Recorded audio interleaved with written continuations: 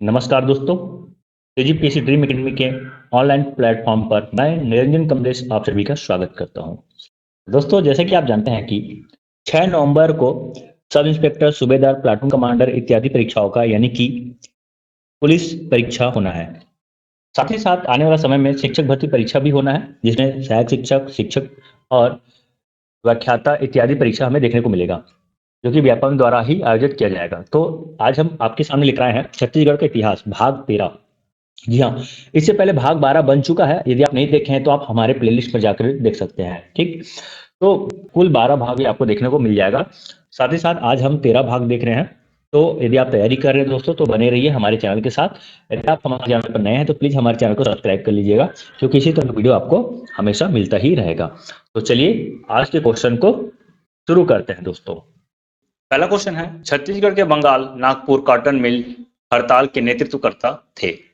इसे बोला जाता है बीएनसी। ध्यान रखेंगे, बीएनसी मिल। जो बीएनसी मिल है, इसमें हड़ताल हुआ था और इस हड़ताल के नेतृत्वकर्ता कौन है? तो आपको मैं बता दूं दोस्तों, ध्यान रखेंगे, बहुत ही इंपॉर्टेंट पॉइंट है कि इसके नेतृत्वकर्ता जो है, इसका उत्तर तो हो जाएगा ठाकुर प्यारेलाल सिंह। लेकिन ध्यान रखेंगे, इसमें और भी कुछ फैक्ट है, मैं आपको बता दूं, जो आपके एग्जाम के दृष्टि से बहुत इंपॉर्टेंट होगा। बंगाल नागपुर कॉटन मिल जो है कहाँ है?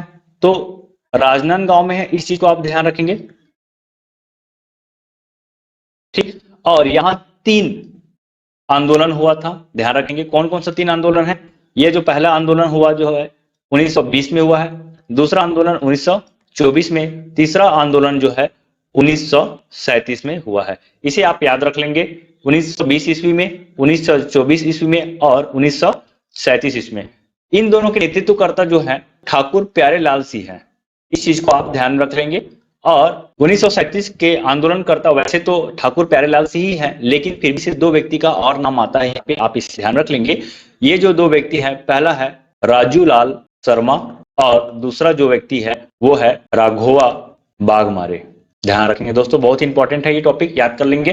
बीएनसी मिल मजदूर आंदोलन जो है 1920, 1924 और 1937 3 ईयर में हुआ था। ध्यान रखेंगे, जो पहला जो आंदोलन हुआ था ये कुल 37 दिनों तक चला है।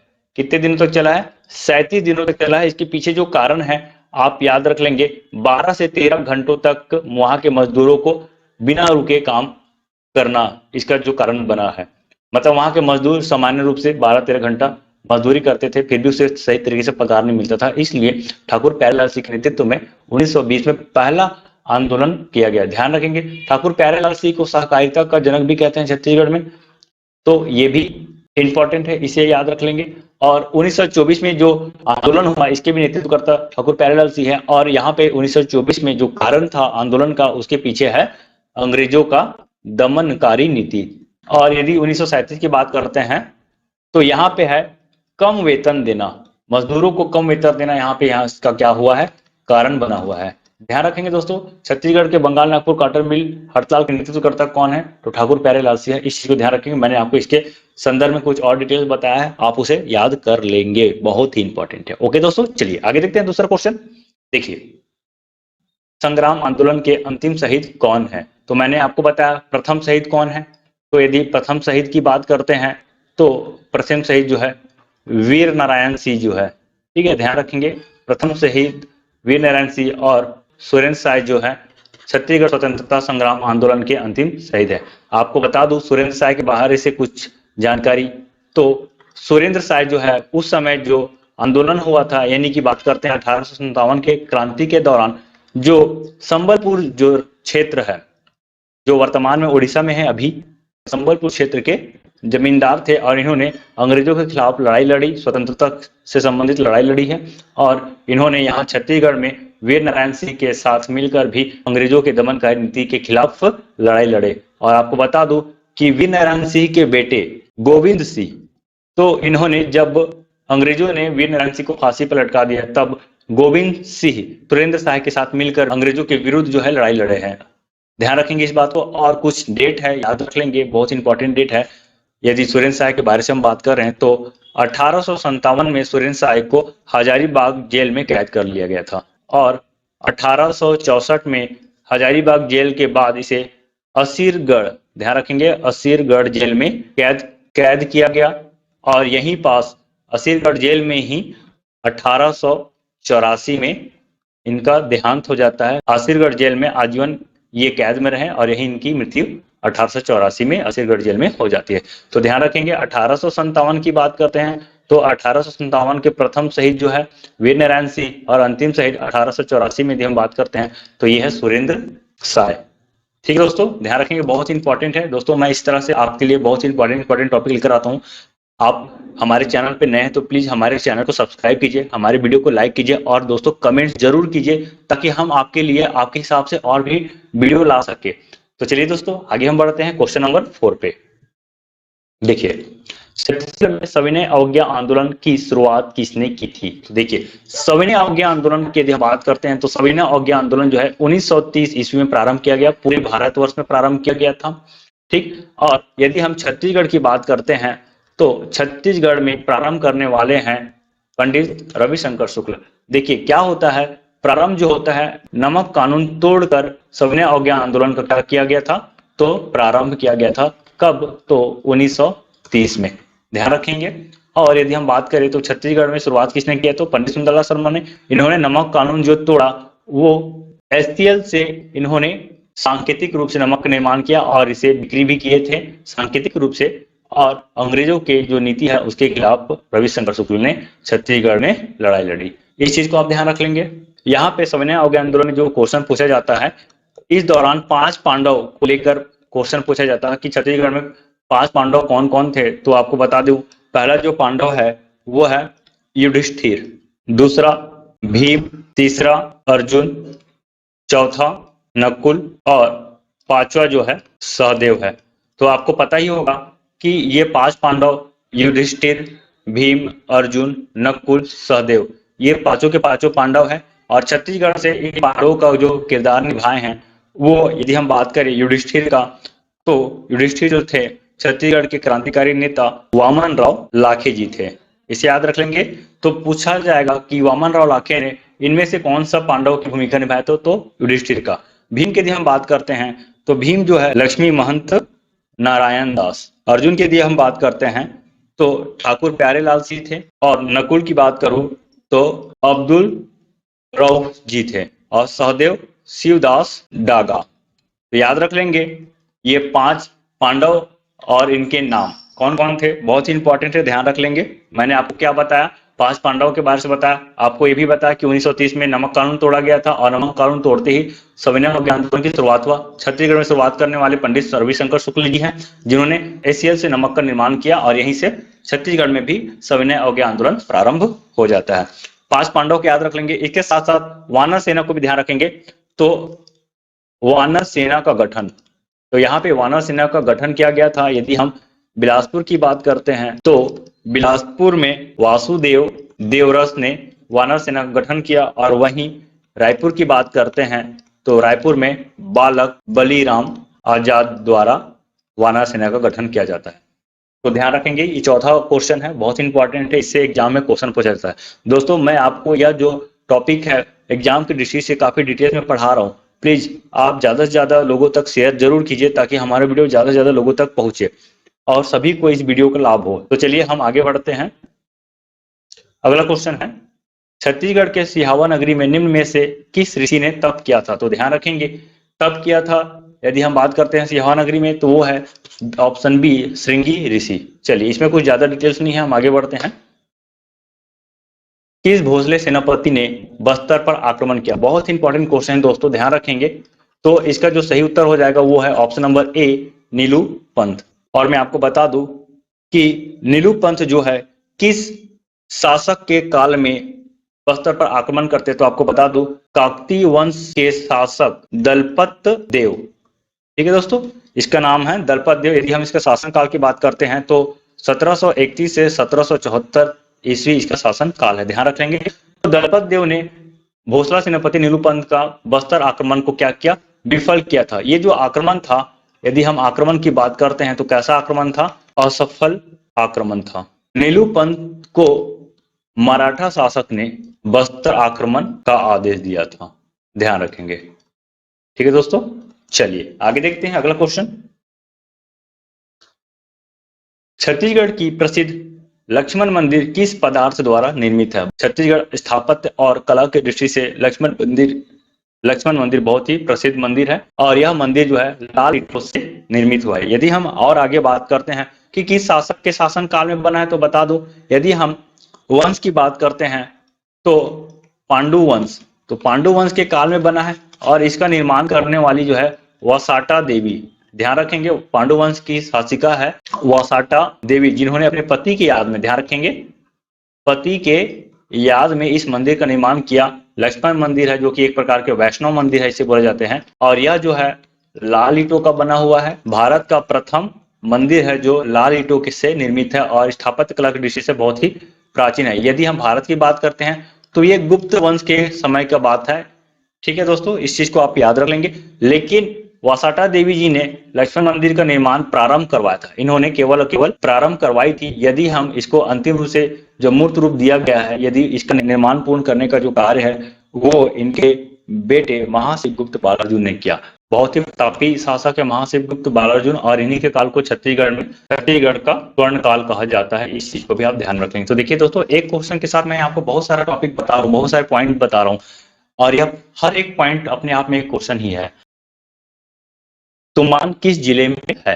तो देखिए तुमान जो है ना कोरबा जिले में है और यदि हम इसकी ऐतिहासिक की बात करते हैं तो ध्यान रखिए कलचुरी शासक, ठीक है, कलचुरी शासक यदि हम इनका नाम बताएं तो ये हो जाएगा कलिंग राज।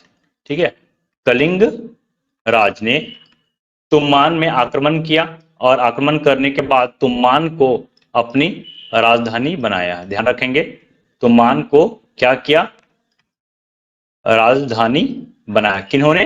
तो कलचुरी शासक कलिंग राज ने। ध्यान रखेंगे कलचुरी शासक कलिंग राज ने। ठीक, और यदि हम बात करते हैं तुमान में आक्रमण का तो ध्यान रखेंगे 995 ईस्वी में इन्होंने तुमान पर आक्रमण किया और यहीं से तुमान को अपनी राजधानी बनाया। ध्यान रखेंगे इस चीज को। उसके बाद यदि तुमान से रतनपुर राजधानी जो बनाने वाले हैं वो है रत्नदेव प्रथम।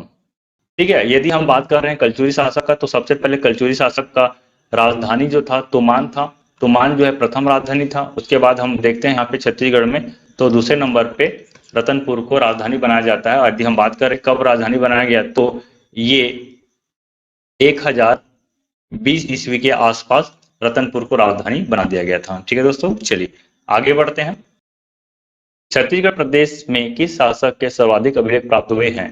तो दोस्तों इसका जो सही उत्तर हो जाएगा वो है पृथ्वीदेव। यदि हम पृथ्वीदेव द्वितीय की बात करते हैं तो आपको बता दो कि सर्वाधिक अभिलेख इनका प्राप्त हुआ है। कुल 13 अभिलेख पृथ्वीदेव द्वितीय के छत्तीसगढ़ में प्राप्त हुए हैं और पृथ्वीदेव द्वितीय जो है एक प्रतापी शासक थे और इन्होंने कलचुरी, यदि हम बात करते हैं त्रिपुरी की कलचुरी, ठीक है, त्रिपुरी की कलचुरी की अधिसत्ता अस्वीकार की।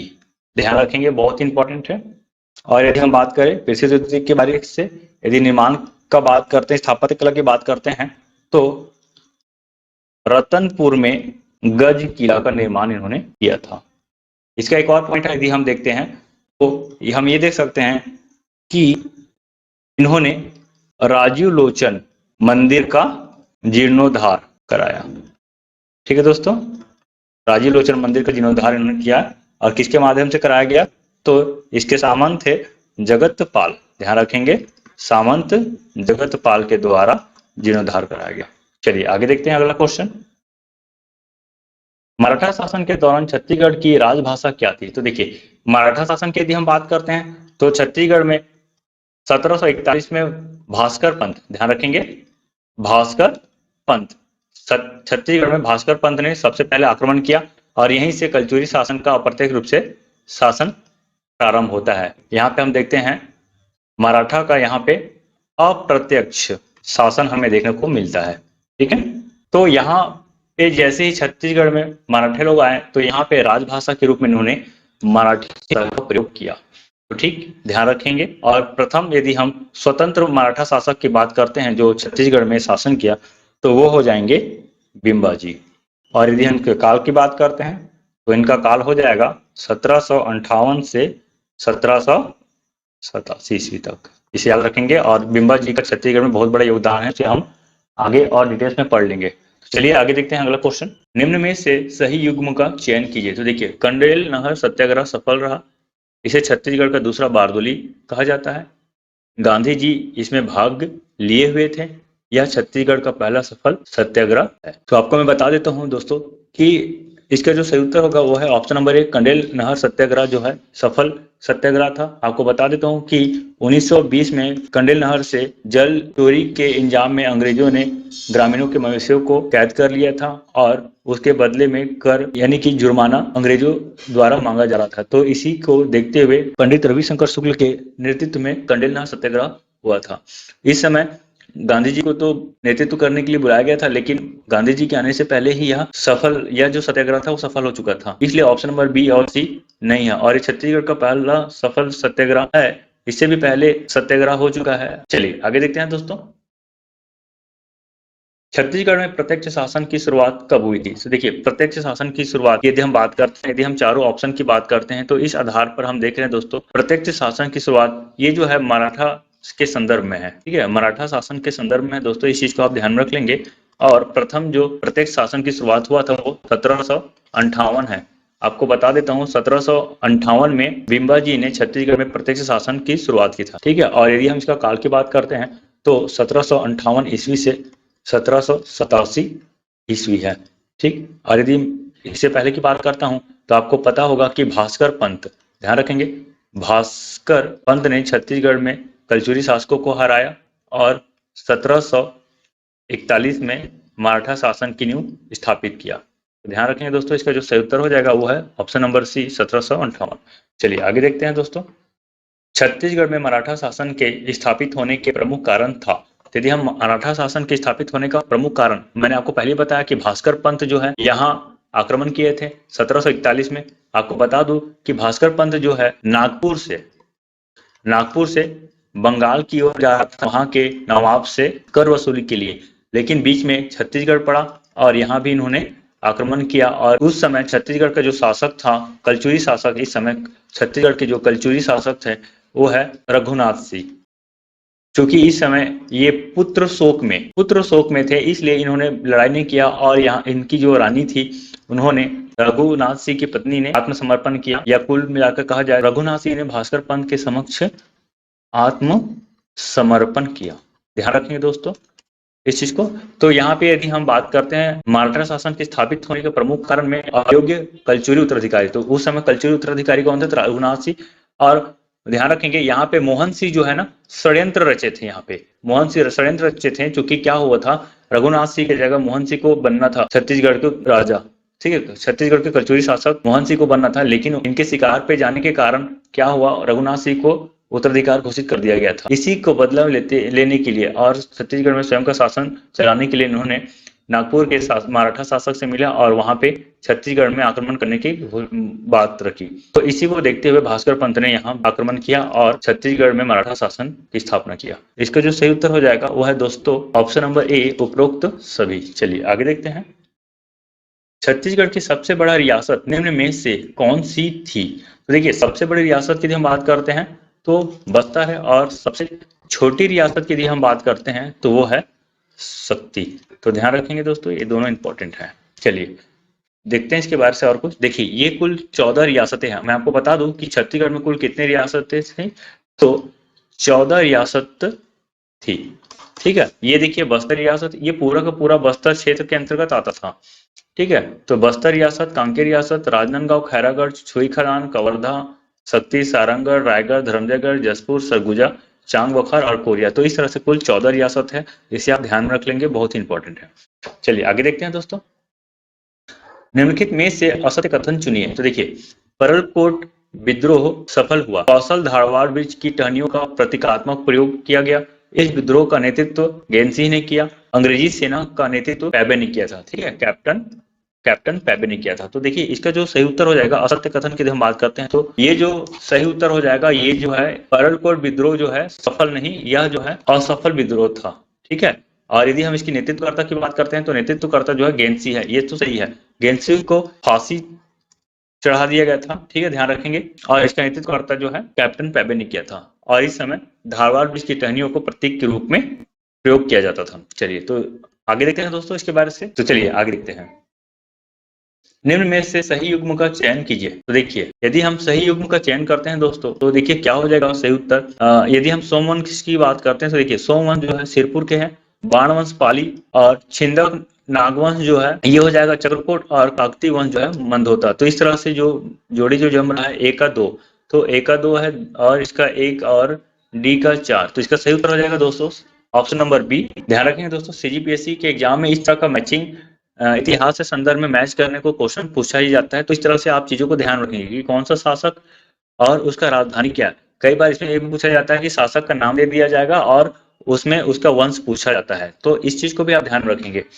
चलिए आगे देखते हैं। छत्तीसगढ़ में बौद्ध धर्म कब स्थापित हुआ। छत्तीसगढ़ में बौद्ध धर्म जो है 6वीं शताब्दी में हुआ, और बौद्ध धर्म का जो मुख्य केंद्र है यदि छत्तीसगढ़ की बात करते हैं तो ये है सिरपुर। तो चलिए अब आगे देखते हैं। नवगठित छत्तीसगढ़ राज्य की मांग सर्वप्रथम 1924 के त्रिपुरी कांग्रेस अधिवेशन में किसने उठाई थी। आपको बता दूं, छत्तीसगढ़ का त्रिपुरी अधिवेशन हुआ था 1900। नवगठित छत्तीसगढ़ राज्य की मांग सर्वप्रथम 1924 के त्रिपुरी कांग्रेस अधिवेशन में किसने उठाई थी। तो इसका सही उत्तर हो जाएगा option number A, Vaman Rao Lakhe. चलिए आगे देखते हैं। सिरपुर में किस वंश के शासक ने बौद्ध विहारों का निर्माण करवाया था। तो देखिए, बौद्ध विहारों को निर्माण कराने वाले सोमवंशी शासक हैं, जो 6वीं शताब्दी में बौद्ध विहारों का निर्माण कराया गया था। और आपको बता दूं कि इसी समय 539 ईस्वी में वैनसांग ने छत्तीसगढ़ की सिरपुर यात्रा की थी। 539 ईस्वी में वैनसांग, जो कि चीनी यात्री था, चीनी इतिहासकार है, छत्तीसगढ़ की सिरपुर की यात्रा की। इसका सही उत्तर हो जाएगा ऑप्शन नंबर ए, सोमवंशी। चलिए आगे देखते हैं दोस्तों। छत्तीसगढ़ में छिंदक नागवंश का अंतिम शासक कौन था। इसका जो सही उत्तर हो जाएगा हरिश्चंद्र देव। ध्यान रखेंगे दोस्तों, छिंदक नागवंश की यदि हम बात करते हैं तो 1024 से 1123 इसका शासन काल है, इसे आप याद रख लेंगे। चलिए आगे देखते हैं। देश की प्राचीनतम चतुर्भुज विष्णु प्रतिमा, यदि हम इसकी बात करते हैं चतुर्भुज विष्णु प्रतिमा की, तो यह दोस्तों छत्तीसगढ़ के ताला गांव से प्राप्त हुआ है। आपको बता दूं कि जो ताला गांव है वो मुंगेली जिले में पड़ता है दोस्तों। और यदि हम ताला गांव की और खासियत की बात करते हैं तो ध्यान रखेंगे, ताला गांव से रुद्र शिव की प्रतिमा भी प्राप्त हुई है। ठीक है दोस्तों, रुद्र शिव जी की प्रतिमा प्राप्त हुई है जो कि प्रमुख है।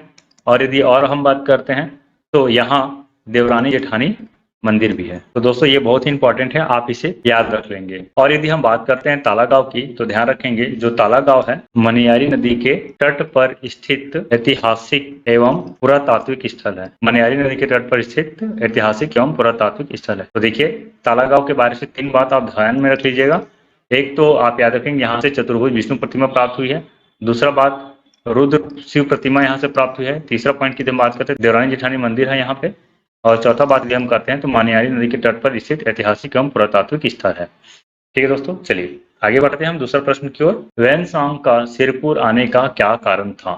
तो देखिए, यदि हम वैनसांग की बात करते हैं दोस्तों, तो वैनसांग सबसे पहली बात यदि सिरपुर कब आया, यदि हम इसकी बात करते हैं तो 639 ईस्वी में सिरपुर आया। इस चीज को ध्यान रखेंगे। और इसके आने के पीछे जो कारण था, बौद्ध धर्म का प्रचार प्रसार करना। 2 पॉइंट को ध्यान रखेंगे, कब आया तो 639 ईस्वी में बौद्ध धर्म का प्रचार प्रसार करने के लिए आए। और यदि हम बात करते हैं तो इस समय छत्तीसगढ़ में कौन सा शासक जो है शासन कर रहा था। यदि हम सिरपुर की बात करते हैं तो ध्यान रखिए दोस्तों, यहाँ पे सिरपुर में पांडुवंशी शासक, ध्यान रखेंगे कौन सा, पांडुवंशी शासक महाशिवगुप्त बालार्जुन। तो इस समय पांडुवंशी शासक महाशिवगुप्त बालार्जुन शासन कर रहे थे। तो ध्यान रखेंगे, बहुत ही इंपॉर्टेंट पॉइंट है। और यदि हम बात करते हैं वैनसांग का, तो इनकी एक रचना है CU की, इसमें इन्होंने छत्तीसगढ़ को कियासलो नाम दिया है। तो मैं फिर से बता दूं आपको, वैनसांग का सिरपुर आने का कारण बौद्ध धर्म का प्रचार प्रसार करना था। कब आए तो 639 ईस्वी में पांडुवंशी शासक महाशिवगुप्त बालार्जुन के शासनकाल में आए हैं। और वैनसांग जिनकी रचना है CU की, इसमें इन्होंने छत्तीसगढ़ को कियासलो नाम से संबोधित किया है। तो इसका उत्तर हो जाएगा दोस्तों ऑप्शन नंबर बी, बौद्ध धर्म का प्रचार। ठीक है, चलिए आगे देखते हैं दोस्तों। मराठों ने अपने शासनकाल में छत्तीसगढ़ को कितने सूबों में बांटा था। तो देखिए, यदि हम मराठा की बात करते हैं तो मराठों ने छत्तीसगढ़ को 8 सूबों में बांटा था। तो इसका उत्तर हो जाएगा ऑप्शन नंबर ए 8। चलिए आगे बढ़ते हैं दोस्तों। छत्तीसगढ़ की सबसे छोटी रियासत थी। देखिए इससे पहले की वीडियो में भी मैंने आपको रियासत के बारे से बताया है। क्या बताया है मैंने कि कुल 14 रियासतें, ठीक है दोस्तों, ध्यान रखेंगे छत्तीसगढ़ में कुल 14 रियासतें थी। जब भारत आजाद हुआ उस समय छत्तीसगढ़ में 14 रियासतें थी, इस बात को आप ध्यान में रखेंगे। और यदि हम सबसे बड़ा की बात करते हैं तो सबसे बड़ा रियासत बस्तर, और सबसे छोटी रियासत की बात करते हैं तो वो है शक्ति। तो इसका जो उत्तर हो जाएगा ऑप्शन नंबर सी शक्ति। चलिए अभी हम आपको पूरे 14 रियासतों के बारे से बताते हैं। देखिए कौन कौन से 14 रियासत हैं। यदि हम बात करते हैं तो कोरिया, चांगबखार, सरगुजा, जसपुर, धर्मजयगढ़, रायगढ़, सारंगढ़, शक्ति, कवर्धा, सुईठानार, खैरागढ़, राजनांदगांव, कांकेर और बस्तर। तो ये कुल 14 रियासतें हैं। इसे आप याद कर लेंगे दोस्तों, और यदि आप चाहते हैं तो इसका स्क्रीनशॉट भी ले लीजिए, जो कि आपका एग्जाम में बहुत ही काम आएगा। चलिए आगे हम देखते हैं। छत्तीसगढ़ की सर्वश्रेष्ठ धातु प्रतिमा तारा वर्तमान में कहाँ स्थापित है। यदि हम बात करते हैं धातु प्रतिमा तारा की तो ये जो है अमेरिका में स्थापित है। चलिए आगे देखते हैं। सिरपुर के लक्ष्मण मंदिर का निर्माण किस शैली में हुआ है। तो देखिए सिरपुर की लक्ष्मण मंदिर की बात करते हैं तो ध्यान रखेंगे, यदि हम पूरे भारत की बात करते हैं तो ये जो है गुप्त कालीन, ध्यान रखेंगे दोस्तों, गुप्त कालीन स्थापत्य एवं कला का एक बेजोड़ नमूना है। तो बहुत ही फेमस है। और यदि हम बात करते हैं शैली का तो ये जो है नागर शैली में, ध्यान रखेंगे दोस्तों, कौन सी शैली, नागर शैली में है।